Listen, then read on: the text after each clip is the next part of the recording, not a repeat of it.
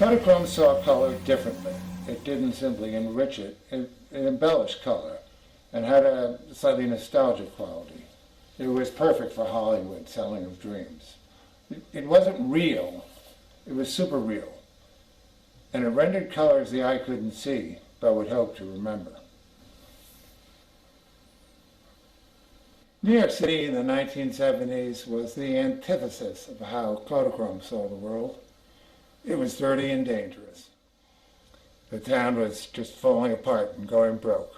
The president didn't seem to mind, and cops were handing out tips for tourists. Not that there were a lot of them then. There was graffiti everywhere, and garbage piled up on the sidewalks because it was only picked up once a week. And in the summertime, it really stank.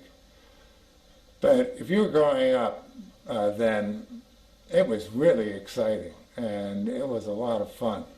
It was like an infinite playground. There were more things to do than there was time to do them. There were revival houses all the way from Upper West Side down to the East Village. All you needed was a copy of the Village Voice to see what was playing and what time it started. And there were a lot of clubs back then.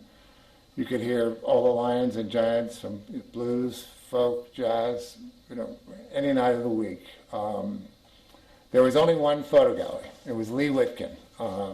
He had this little second floor walk-up gallery that was east of Bloomingdale's. It was very inauspicious. I went there often after school.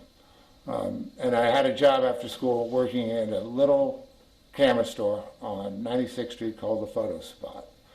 It wasn't much of a job. Pretty much I just picked up and dropped off film at some of the research labs at Mount Sinai, and I'd sweep the floor and stock the shelf. I never dealt with any of the customers. I never served any of the customers except for one day.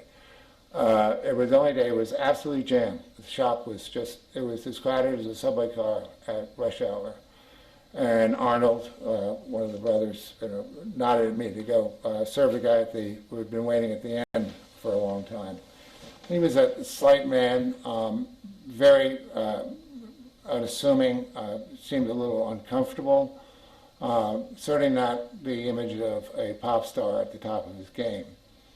He had 2 rolls of black and white that he wanted processed and contact sheets made from.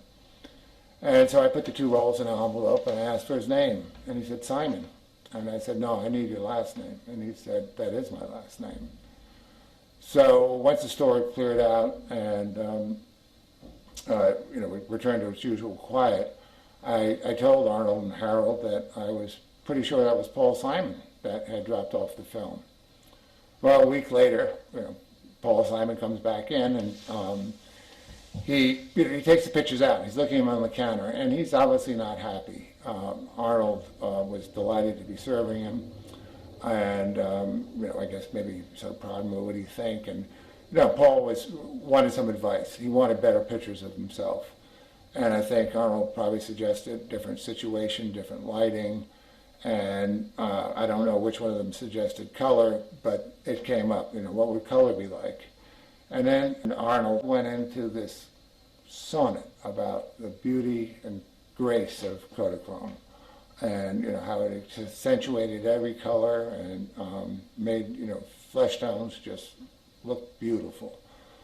And Paul was sold. He bought 2 rolls of Kodachrome. Back then you could buy it in a pre-processed, prepaid envelope, and so you just took 2 rolls, put it in an envelope, mailed it off, and Kodak would send you back the processed slides. We never saw Paul again, never came back in the shop.